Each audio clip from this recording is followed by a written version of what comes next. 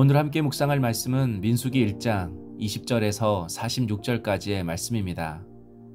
출애굽한 이스라엘 백성들이 광야를 행진하기 전 하나님은 모세에게 백성의 수를 계수하라고 하십니다.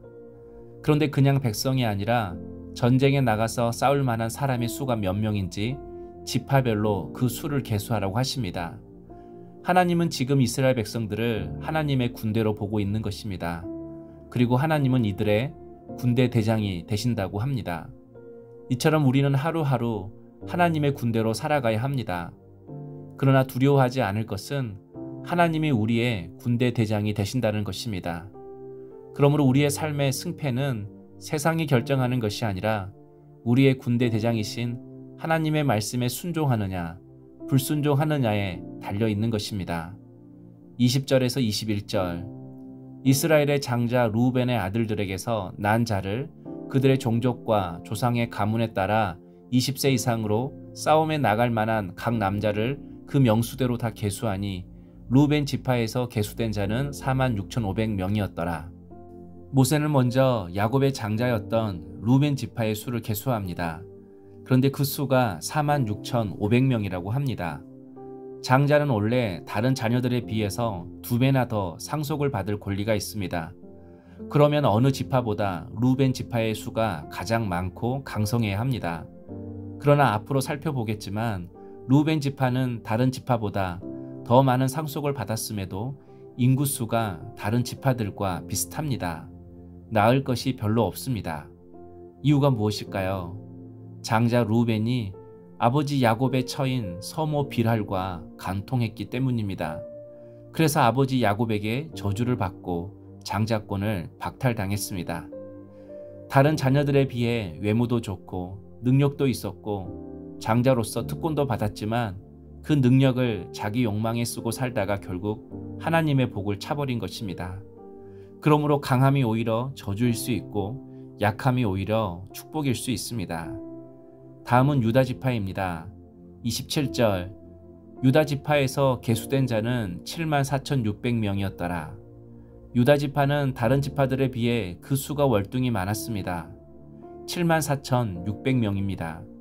그래서 나중에 가나안 땅에 들어갈 때 다른 지파들에 비해 큰 땅을 차지했습니다. 유다 지파가 이렇게 복을 받은 이유는 하나님에 대한 헌신과 충성이었습니다. 유다 지파는 광야에서 행진할 때 제일 선봉에 섰던 지파였습니다. 출발할 때는 제일 먼저 짐을 싸고 출발했고 멈춰야 할 때는 제일 먼저 짐을 풀었습니다. 적을 만나도 제일 먼저 만나서 그들과 싸워야 했습니다. 그러나 유다 지파는 그 일을 40년 가까이 해온 겁니다. 하지만 그가 이렇게 충성하고 헌신했다고 해서 손해본 인생이 되지 않았습니다. 오히려 하나님이 더 부어주셨습니다. 그러므로 주의 일에 선봉을 서는 것은 결코 손해보는 일이 아닙니다. 복된 일입니다. 쓰임받을 기회입니다. 그러므로 어떤 위치나 처지에 있든지 주님의 부르심에 두려워하거나 주저하지 말고 최선을 다해 사명 감당하는 성도님 되시길 소망합니다. 다음은 요셉의 두 아들인 에브라임과 므낫세 지파입니다. 33절 에브라임 지파에서 계수된 자는 45,000명이었더라. 그리고 35절 므낫세 지파에서 계수된 자는 32,200명이었더라. 에브라임과 므낫세는 요셉의 아들입니다. 그런데 요셉의 두 아들이 한 지파씩 차지하게 되었습니다. 레위 지파가 빠져서 생긴 빈자리를 요셉의 두 아들이 차지하게 된 것입니다. 한마디로 요셉에게 두 지파에 축복을 주신 것입니다. 2배의 축복을 주신 것입니다. 이 말은 원래 장자였던 루벤이 받아야 할 축복을 요셉이 받았다는 것입니다. 한마디로 장자의 촛대가 옮겨진 것입니다. 성도 여러분, 언제든지 먼저 된 자가 나중될 수 있고 나중된 자가 먼저 될 수 있습니다. 그러므로 지금 우리에게 있어서 필요한 것은 어떤 인간적인 능력, 환경, 배경이 아닙니다. 우리 자신이 하나님과의 관계에 있어서 하나님이 역사하실 수 있는 바른 믿음으로 서 있는 것입니다. 다음은 단 지파입니다.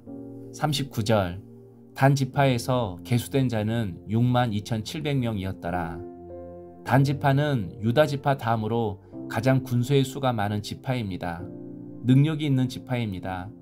그러나 단 지파는 후에 이스라엘 12지파에 반열해서 사라집니다. 가나안 땅에 정착할 때 하나님이 주신 기업을 버리고 자기 힘으로 새로운 땅을 찾아 떠났습니다.